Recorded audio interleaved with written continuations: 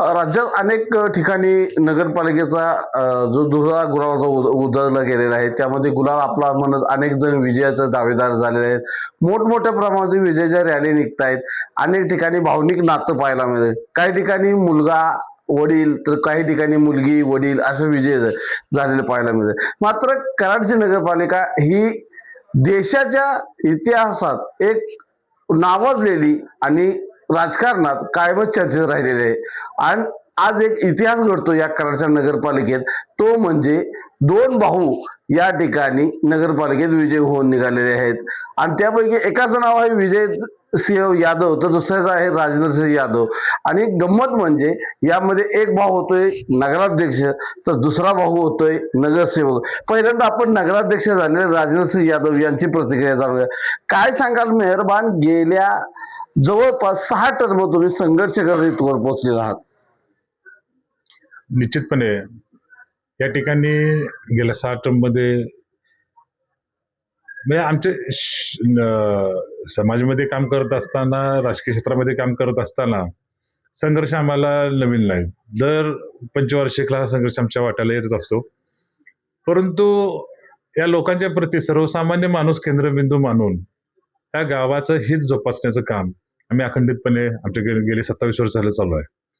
आज या नगरपालिकेच्या निवडणुकीच्या माध्यमातून आज जो जनतेनं जो विश्वास दाखवलाय आमच्यावरती, त्या विश्वासास पात्र राहून या गावाचं ना भूतो ना भविष्य असं काम ह्या विकासाचं या शहरामध्ये करायचं आहे, असं या ठिकाणी आमचा निर्धार आहे. 6 टर्म तुम्ही या ठिकाणी राहत, मात्र गेल्या वेळची टर्म खरं तर तुम्हाला मनाला चटका लावणारी होती. कुठेतरी राजकारणात थांबावं असं वाटलं नाही का? आणि तुम्ही तरीही पुढं पराभवातून फिनिक्स भरारी खरं तर घेतली म्हणावं लागेल, कारण 10,000च्या मताधिक्यानं आता तुम्ही नगराध्यक्ष पदावर जाताय. कसं वाटतं? निश्चितपणे या ठिकाणी राजकारणात काही गोष्टी घडत असतात आणि माणूस मनात हरला नाही पाहिजे. त्याला आलेलं संकटी काम करण्याची मिळालेली एक संधी अशी त्यातून शोधता आली पाहिजे. म्हणून गेले 4 वर्षात म्हणजे गेले 9 वर्ष झालं मागचे, तर गेल्या 4 वर्षाच्या प्रशासक असून सुद्धा बॉडी नसताना सुद्धा अविरतपणे काम करून जवळजवळ 325 कोटीचा निधी या ठिकाणी प्राप्त आपण करून घेतलेला आहे. त्याबरोबर शहराचं फेज 2च्या माध्यमातून न भूतो न भविष्य ते असा कायापालट या शहराचा करण्याचा या दृष्टिकोनाचं काम चालू आहे. आणि निश्चितपणे आपण फिनिक्स पक्षाप्रमाणे भरायला म्हणतो, काम करणाऱ्या माणसाला कोणतीही अडचण नसते. काम करणाऱ्या माणसाला खरं तर अडचण नसते, मात्र ह्या अडचणीत एक आपल्याला कोणीतरी पाठिंबा देणारा असावा. आणि राजेंद्र सिंह यादव आज जरी नगराध्यक्ष झाले असले तरी त्यांना खरं तर राम लक्ष्मणाची ही कराडमध्ये जोडी आहे. आणि यामध्ये रामानं मोठ्या रामानं आपल्या बारक्या भावाला नगराध्यक्ष पदावर विराजमान करण्यात मोठी भूमिका बजावली हे कराडकरांना माहित आहे. मात्र हा लक्ष्मण सुद्धा आज नगरपालिकेत जातोय. खरं तर शेवटपर्यंत कुठं धाकधूक होती की तुमचा पराभव होतोय विजय होतोय, काय वाटतंय आज? काय नाही, आपल्या कामावर आपला विश्वास होता. त्यामुळे जनतेचा कौल मला अगोदरच मान्य होता की आपल्याला माहित आहे जनता आपल्याला डावलू शकत नाही. कारण माननीय शिंदे साहेबांनी दिलेल्या 350 कोटीमधून लोकांपर्यंत आपण पोहोचलो होतो. त्यात बंधूंच्या माध्यमातून प्रत्येक गल्लीत किंवा प्रत्येक पेठेत आपण एक समाजोपयोगी कामं केलेली आहेत. आणि आपल्याला माहिती आहे की आपण समाजात वावरताना आपल्याला एक समाजाविषयी एक अंदाज असतो आपल्याला की समाज आपल्याला किती मानतोय.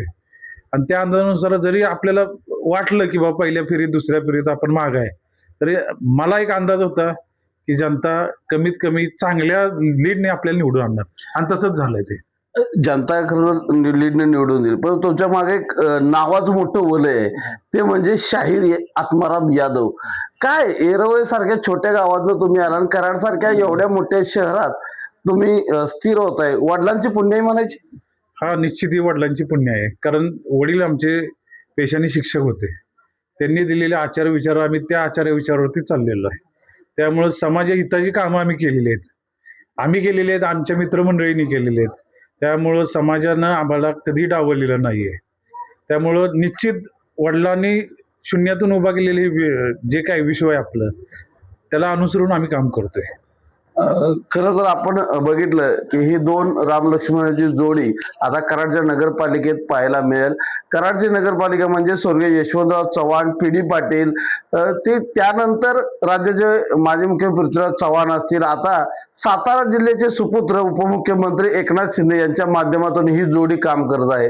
खरं तर या दोघांनाही निवडणुकीत शुभेच्छा तर म्हणावे लागतीलच, मात्र यांचा संघर्ष हा कराडच्याच नव्हे राज्याच्या राजकारणाला दिशा देणारा असाच म्हणावा लागेल. News 18 लोकमतसाठी cameraman Amol टकलेसह Vishal Patil, Karad, Satara.